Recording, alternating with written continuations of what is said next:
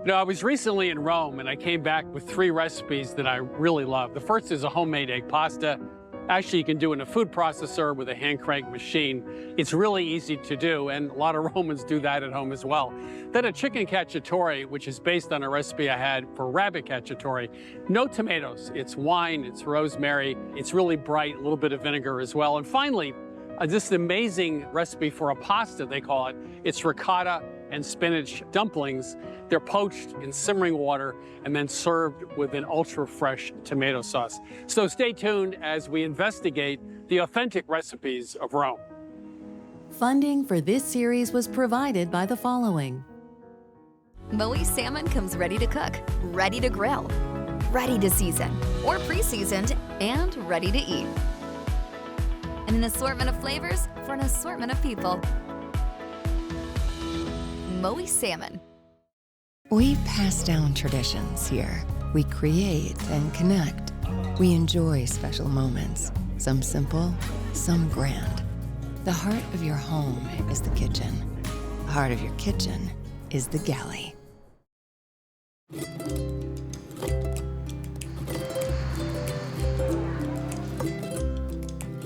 This was a religious state.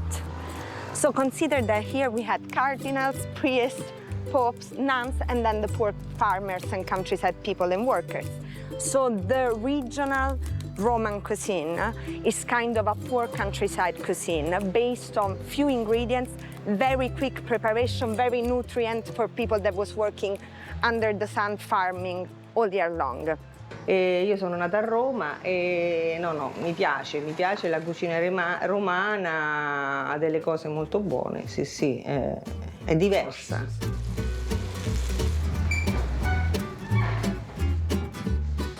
Dunque, allora il mio nome è Anna Latini, sono una dei proprietari di questo ristorante che esiste dal 1967. Dove tutto viene fatto a mano, come la pasta per esempio.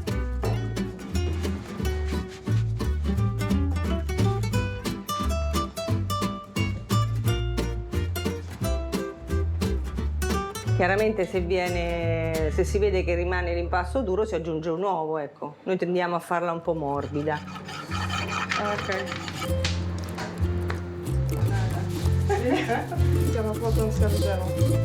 Io penso che tanti si improvvisano ristoratori, sì.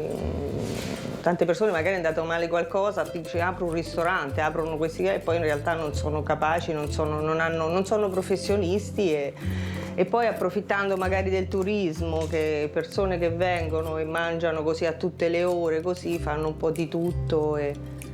L'importante è la passione e poi è tutta questione di esercizio, ma è semplice, in realtà è molto semplice.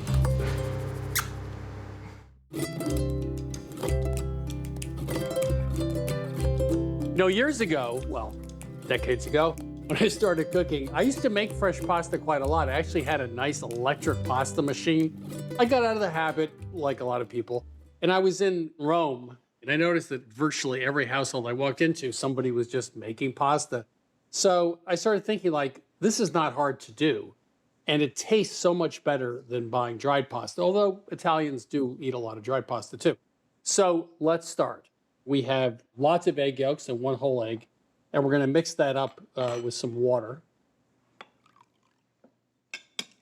Now, traditionally, by the way, when you did this, and I've done it this way too, you take the flour in a circle on your board, and then you make a well in the center, and you add the egg mixture.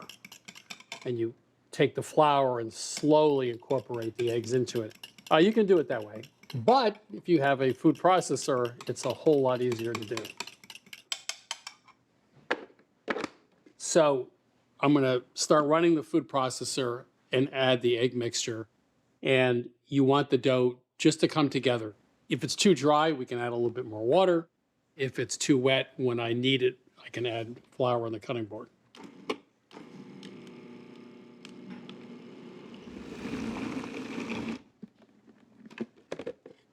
You want to be careful too. You don't want to run this too long because then you can really heat up the dough. I'm going to knead it just a little bit. Now, when I push it through or run it through the rollers, that's actually going to knead the dough quite a lot, so you don't have to fully knead it here. But I'm just going to do this a few times. So there we go. We're going to let this sit, let it rest just a little bit, and then we'll be right back. We're going to cut this into fourths. Otherwise, if you don't, you're going to end up with a long piece of pasta, which is going to be hard to work with. So I'm just going to push this into a shape to get started. This is setting 8. You start out with the widest setting. You put it through once or twice, and then you move on to the lower settings. And that both kneads the dough and obviously gets it down to the right thickness. So I'm going to flour this just a little first, too.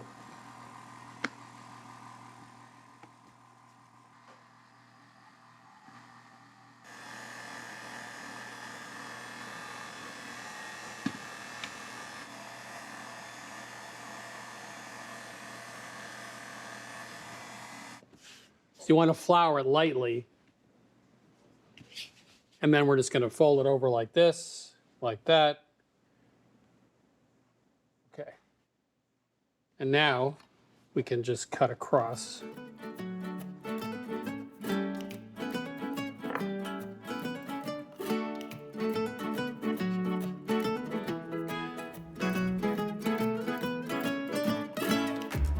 We're making a brown butter sage sauce, which is classic, often served with ravioli, for example. We're going to add a couple other things to this as well. Hazelnuts, chopped, sage, of course. We're not putting in minced garlic or pressed garlic or putting in 2 cloves. This is classic Italian technique. A couple cloves go in, flavor the butter or oil, depending on what you're using, and then the cloves come out. So it's a subtle way of adding a little bit of garlic flavor without overdoing it. And we'll add a little pepper. Also, I like to add pepper at the end as well. Now, the pasta is going to cook in a couple minutes because it's fresh pasta, not dried, so we're going to have to do the sauce first. So you want to use sort of gentle heat, medium heat here. You want to give it enough time to toast. You can already, well, I can already smell the sage. So this will just take about 3 or 4 minutes. Okay, so let's take a look at the garlic. You can see it started to get brown, which is good. So we'll just take it out. Subtle, subtle. Okay, that's good. We're going to take that off the heat. Now we're going to cook the pasta. So, tablespoon of kosher salt. Well, I'm going to add a little more. I like a little more salt in my pasta. When I put it in, I'm just going to try to get rid of any excess flour.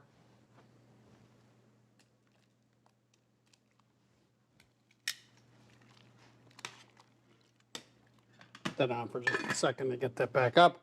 Now, when I'm finished cooking the pasta, I'll just taste it to see if it's done. I'm going to reserve some of the pasta cooking water, a classic Italian technique. That cooking water, which will have some starch in it, is going to be used in the sauce. Doesn't that look good? I mean, that didn't take almost no work, right?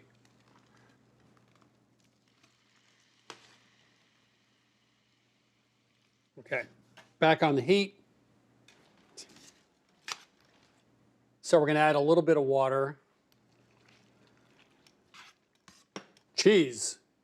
You don't want to use a lot of heat right now, and you do want to toss a lot. One thing I've noticed spending time in Italy is when they toss pasta, they toss it a lot, and that helps emulsify the sauce.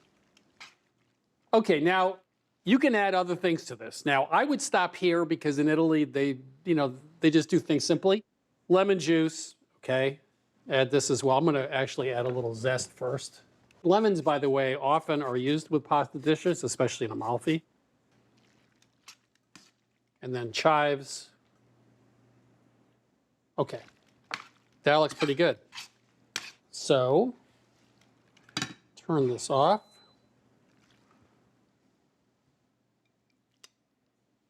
So I'm also going to take a little Parmesan to finish. And I'm going to take just a tiny bit of pepper. So there we are. Rule number 2, never eat long pasta on camera because it drips down my chin. Wow, that's very tasty. There's nothing like that texture of freshly made pasta. So different than dry pasta, which is also very good. So a fresh egg pasta, brown butter, sage, hazelnuts, however you want to finish it. It really is delicious. And it's not hard to do, and you feel pretty good about yourself because you just made homemade pasta. When I was in Rome, I finally had one of my burning questions about Italian cooking answered, which is why they use a light hand with garlic.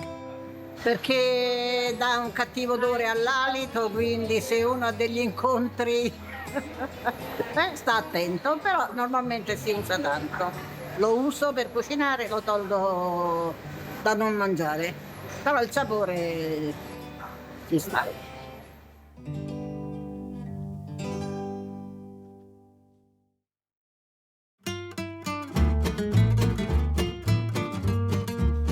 The first time I made chicken cacciatore was the last time I made chicken cacciatore until I got to have this one. So the one I made first was tomato paste, cans of tomatoes, peppers, mushrooms. It was all browned, put aside, layered. 5 hours later, I had a dish that tasted like nothing. None of that. But this dish is the epitome of elegance. And absolutely, I promise you, effortless to make. Okay, but to make something this elegant and effortless, every step matters. And so browning the chicken so you get that robust flavor is really important. And we're gonna take our time doing it. You wanna start with a little bit of oil in the pan, and you wanna get that pretty nice and hot. While it heats up, I'm just gonna lightly season the chicken, salt and pepper, and I think it's worth it. Again, when there's not a lot of ingredients, every step matters. So we're gonna salt under the skin and get salt, at least the salt underneath. Okay. So for browning, you want to start skin side down. That's the sound we like. We're going to let these brown pretty deeply. Take your time. I like it at medium high so they don't go too fast. While they brown, we'll flip them in a little bit. We're going to get the very few other ingredients ready. So we're going to start with whole rosemary sprigs. They're going to go in the braise. But we're just going to steal a few of these rosemary leaves for the very end. We're gonna season the sauce with some chopped rosemary. So we can get that chopped now. We're also gonna mince our garlic to smash them up. And then what I like to do is sprinkle a little salt on them. And then as you break it down, you can make it into sort of more of a paste. I'm gonna check the chicken. That's good. That's exactly what we're looking for. Okay, and once it's golden brown on the bottom a little bit also, we can transfer it to a plate. This is not cooked through yet, so you can reuse the same plate. It will cook through once we add it to the braising liquid and put it in the oven. Okay, our chicken's browned, and now we're ready to build the rest of the sauce. This is the base, all this beautiful fond and chicken fat, and to that, we're gonna add the 8 anchovies. We like oil-packed, a little bit of red pepper flake, 1/4 teaspoon, and all of that minced garlic. And we're just gonna stir this around just until it's fragrant. Oh, I can smell it all. And now we add in a whole bottle of dry white wine. You can save 1/4 cup for yourself while you cook, but otherwise, a whole bottle. We also wanna add those 3 rosemary sprigs. And as it comes up to a simmer, I'm scraping the fond off the bottom. And I can even feel with my spatula now that I have no little bits on the bottom of the pan. They've all been lifted up and incorporated into the sauce. And so now I can just let it come to a simmer and reduce by half. This is beautiful. Look how much darker the color is too. We've really developed a much richer base that we can nestle our chicken right back into.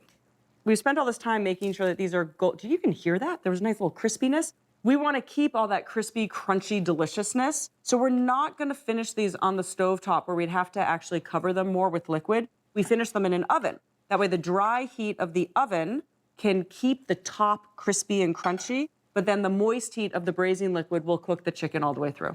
So this is going into a 450-degree oven for 12-ish minutes. For thighs, you want them at 175. I like them 180. I think the texture is better. Or until a skewer meets no resistance whatsoever.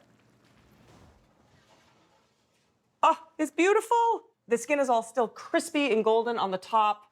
while the meat is going to be perfectly cooked. Remember, because that handle's hot, I just like to leave my towel draped over that, remind myself. Now what we want to do is remove the chicken. You can see how the dry heat of the oven kept this skin so crispy, which is one of the best things about this dish. And then you also just want to go in and get the actual sprigs, the stems of the rosemary out. That is not fun to eat. We're going to turn this back on to medium, medium-high. And now we add the final elements. So fresh rosemary. We have this cooked, beautiful aromatic rosemary from the braise. Now we add some fresh minced rosemary. And you add a whole 1/4 cup of vinegar. This brightens everything. It's a pretty rich dish with all that wine and chicken fat. We're going to cook this down till it reduces again by about a half. So this recipe really is all about this amazing sauce, but also the crispy chicken skin. So while you could just dump the sauce on the chicken, you might as well sort of drizzle it around the sides. So you keep the chicken skin as crispy as possible. I'm not tasting it on a spoon. I'm gonna taste it on a hunk of bread, because it really is the sauce that makes this recipe. It's just not that tomato-based, laden, mushroomy, peppery thing I made at the beginning. It's something much more elegant. This is wonderful. You can taste the rosemary, and the garlic's actually fairly mild for 6 cloves of minced garlic. It's really that chicken and rosemary flavor that comes through with the brightness of the vinegar. This is elegant and easy and definitely a chicken cacciatore I will be making again.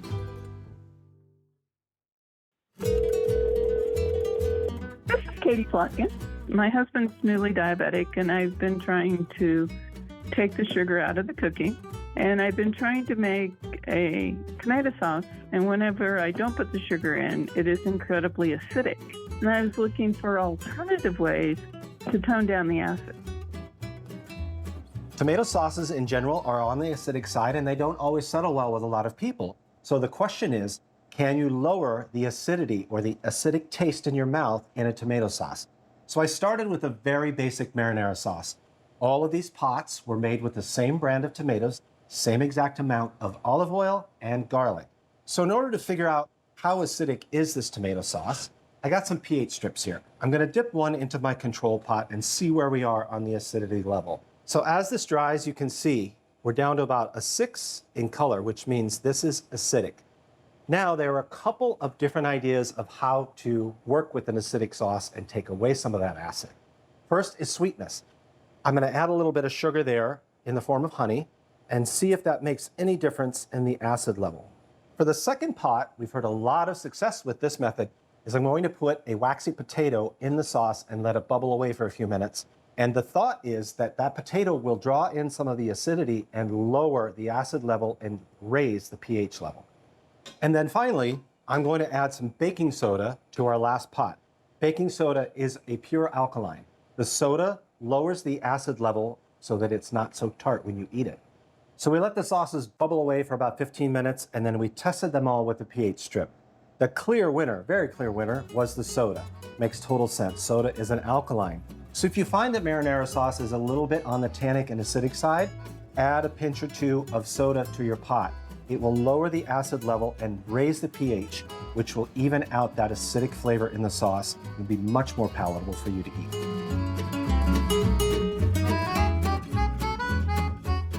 At Trattoria Antico Falcone in Rome, the Polline al Verde are small dumplings made with ricotta cheese, grated cheese, and an abundance of spinach. So to make these beautiful creamy dumplings, we're gonna start with spinach. We have 2 10-ounce boxes of frozen spinach here. The reason we are using frozen spinach is we need a specific amount. And as you know, you could buy like a 5-pound box of spinach and cook it down and get almost nothing. Bring it to room temperature, make sure it's defrosted, but the most important thing is you want to make sure that the spinach is completely drained. So we're gonna put it in a kitchen towel and you're gonna squeeze out as much water as you can. And you wanna end up with 7 to 8 ounces of spinach when you're done. So I think we got just about everything out of that. So the first thing we're gonna do is put the spinach in a food processor and chop it up a little bit more. So that's only a couple of pulses. And then we're gonna add our other ingredients. So we've got ricotta cheese. We have Parmesan cheese, So we added some pecorino cheese to this just to give it a little extra bite. And 1 egg, some nutmeg, which is really traditional in a lot of Italian recipes that have spinach in them, and a half teaspoon each of salt and pepper. Another 10 or 12 pulses to get this together. So I'm gonna put this in a medium bowl. I'm gonna add some flour to this. Also try and find ricotta cheese that doesn't have stabilizers in it. Without stabilizers, it's a little bit nicer. This is a half cup of flour. I'm just gonna mix this into our ricotta, and when it's all incorporated, we'll make our pelline. So to make these, you want a heaping tablespoon of this mixture, and you just wanna lightly roll it into a little ball. This will make about 20. I'm putting them on a pie plate that's been sprayed with a little bit of cooking spray so they don't stick. These are gonna go into a refrigerator for about 1 hour. You wanna make sure they're chilled so that they stay together when you boil them.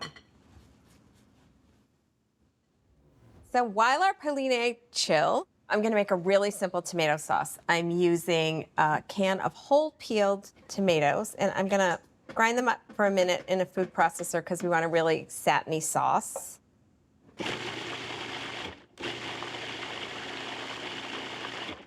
So to start the sauce, I'm gonna heat a little bit of olive oil. It's about a tablespoon over medium with a couple of cloves of smashed garlic. So we're just gonna cook those until the garlic browns. Make sure they don't burn because that will be bitter, but now that we've browned them a little bit, we're gonna take them out. And we're gonna very carefully add our tomato sauce.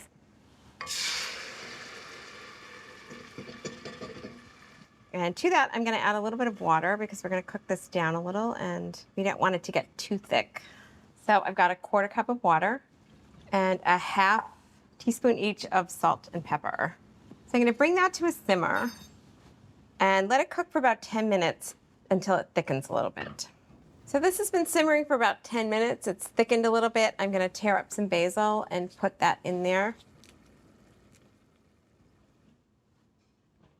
So I'm just gonna cover it to keep it warm while we cook our pelline. Okay, so our pelline are chilled. I'm going to roll them in some flour, and that gives it a nice coating that helps them stay together, but it also gives them something for the sauce to cling to. So I'm gonna roll these in some flour. Okay, that's the last one. Now, to cook these, 4 quarts of water here, it's boiling, and I'm gonna add a tablespoon of salt. I'm gonna turn this down. You don't want this to boil like crazy because these are gonna break if it's boiling too hard. So you want a really kind of gentle boil, and we're gonna add these about 2 or 3 at a time with a slotted spoon. Now, a lot of times when you cook things like this, everyone says, oh, when they rise to the top, take them out. That is not the case with these. They are gonna rise to the top after a few minutes, but you really wanna cook them for 8 to 10 minutes so that a skewer meets some resistance. If you don't cook them long enough, they're gonna be not only kind of cold on the inside, but they'll be kind of mushy, and you don't really want that. So I'm gonna stir them gently so they don't stick together. And then we'll wait for them to cook all the way through. So these are done. I'm gonna take them out and put them on a clean plate. So we have our sauce. I've heated that up a little bit so it's warm. At Antico Falcone, they serve these as a first course, but I think if you serve them with like a nice salad and some crusty bread, that would be a really nice light dinner. To serve them, you want to put about a 1/4 cup of the sauce on a plate with some of the pelline.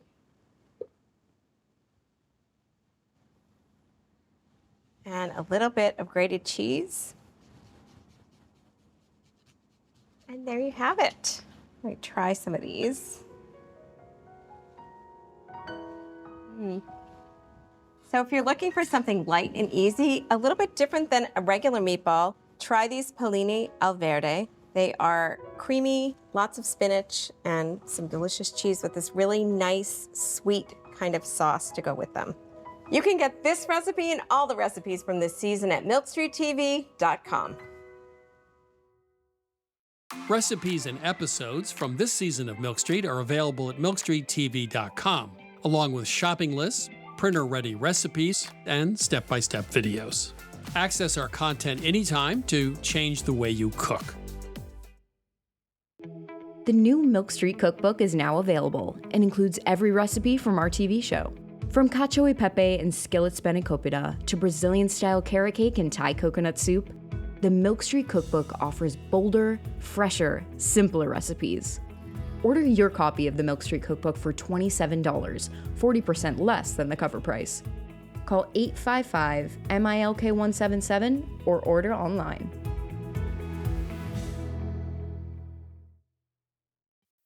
Funding for this series was provided by the following. Moe salmon comes ready to cook, ready to grill, ready to season, or pre-seasoned, and ready to eat. And an assortment of flavors for an assortment of people. Moe salmon. We pass down traditions here. We create and connect. We enjoy special moments, some simple, some grand. The heart of your home is the kitchen. The heart of your kitchen is the galley.